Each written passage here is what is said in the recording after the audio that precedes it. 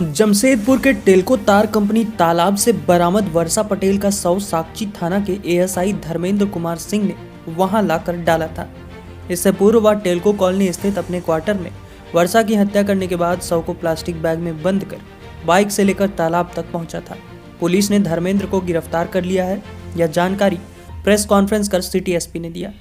Jamshedpur police के assistant sub inspector ASI द्वारा police को बताया गया कि वह त्रिशा को बीते 1.5 साल से जानता था। उसकी पहचान जिमी ने करवाई थी। पहचान के बाद वह एक दूसरे के घर आना जाना करने लगे।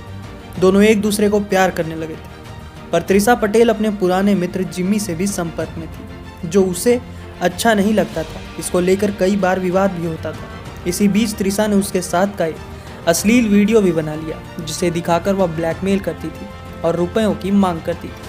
वह वीडियो को उसकी पत्नी को भी दिखा देने की धमकी देती थी। त्रिशा की इस बात से वह डिप्रेशन में रहता था। घटना के 2 दिन पहले भी वह उसके साथ उसके क्वार्टर में रहकर आई थी। उस दिन भी दोनों के बीच विवाद हुआ था। अंत में उसने त्रिशा की हत्या का प्लान बनाया।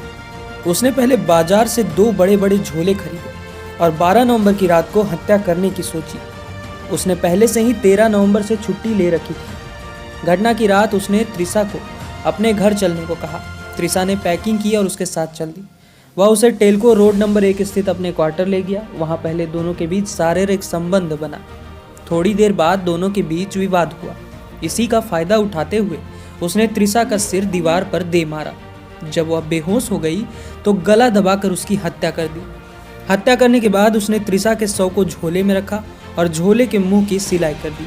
काफी मुश्किलों से शव बोरे में वह ले जा सका और किसी तरह उसकी पैकिंग की। उसने इसके बाद एक सिक्योरिटी गार्ड को फ़ोन किया ताकि यह पता लगा सके कि वहां टाटा मोटर्स या तार कंपनी की कोई गश्ती हो रही है या नहीं। जब मालूम चला कि अभी पेट्रोलिंग नहीं है, तब वह बोरा लेकर गया। अपनी बाइक के आगे पेट्रोल टंकी पर शव को रखा और फिर उसे मौका देखकर देर रात को तालाब के पास ही फेंक दिया। शव को फेंकने के बाद उसने त्रिशा के सामान को नदी में फेंका और उसके मोबाइल को बिष्टुपुर में फेंक कर घर चला गया। दूसरे दिन शाम को वह अपने गाँव निकल गया। घटना के 5 दिन बाद 17 नवंबर को स्थानीय लोगों ने शव को देखा और पुलिस को इसकी सूचना दी। सूचना पाकर पुलिस ने शव को बरामद किया और उसकी पहचान में जुट गई। हालांकि इस बीच त्रिशा के परिजनों ने इसकी खोज अपने स्तर से की। 16 नवंबर को परिजनों ने बिष्टुपुर थाना में मौखिक रूप से शिकायत की थी। दूसरे दिन ही शव मिलने के बाद उसके गले के चेन, कड़ा और पहनावे से परिजनों ने उसकी पहचान की।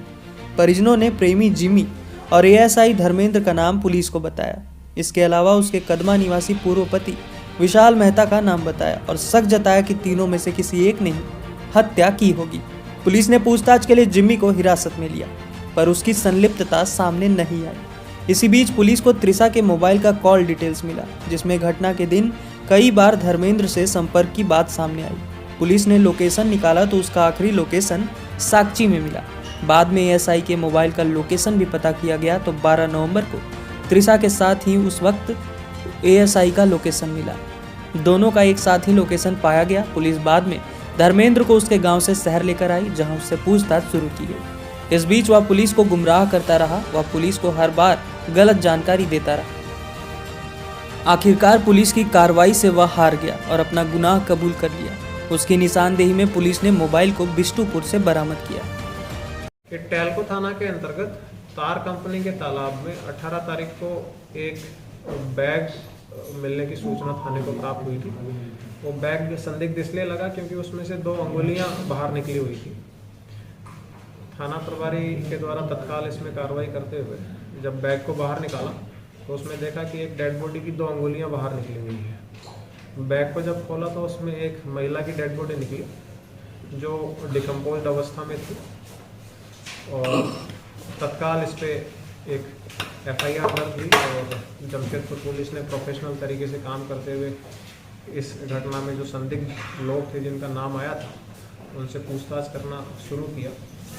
पूछताछ के क्रम में और अनुसंधान के बाद ये बात प्रकाश में आई कि उस महिला की हत्या जमशेदपुर पुलिस के एक असिस्टेंट सब इंस्पेक्टर जो साकची थाना में तैनात थे, उनके द्वारा की गई थी।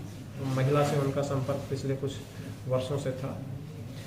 हत्या का कारण जो उन्होंने बताया वो उन्होंने ये बताया है कि वह महिला, क्योंकि इनके साथ उसका संबंध था, तो उसको ब्लैकमेल कर रही थी और एक्सटॉर्शन कर रही थी और घर परिवार से वो कट ऑफ टाइप था और वो इस महिला से पीछा छुड़ाना चाहता था। इसलिए उसने प्लानिंग के तहत उस महिला की हत्या करने की योजना बनाई। उसने बिष्टुपुर से उस महिला को अपने टेल्को स्थित क्वार्टर में लेके गया।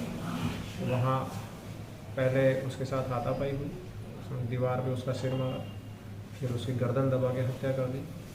हत्या करने के बाद उस महिला के बिलोंगिंग्स जितने भी थे, सामान जितने भी थे, उसको उसने सोनापेट नदी में प्रवाहित किया और उसकी डेड बॉडी को तार कंपनी के तालाब में एक बैग में अच्छे से पैक करके प्लास्टिक के डोरे से सिल के डंप कर दिया। उसका मोबाइल फ़ोन बिष्टुपुर एरिया के अंतर्गत उसने डंप किया। उसकी निशानदेही पे मोबाइल महिला का बरामद किया गया है और आगे अनुसंधान जारी है। इसमें एक बिजनौर थाना के ड्राइवर की बात आ रही थी। ये संदिग्ध एक्चुअली उसका भी संदिग्धों में नाम था, उससे भी पूछताछ की गई है, लेकिन घटना को अंजाम इसी व्यक्ति ने दिया। Thank you.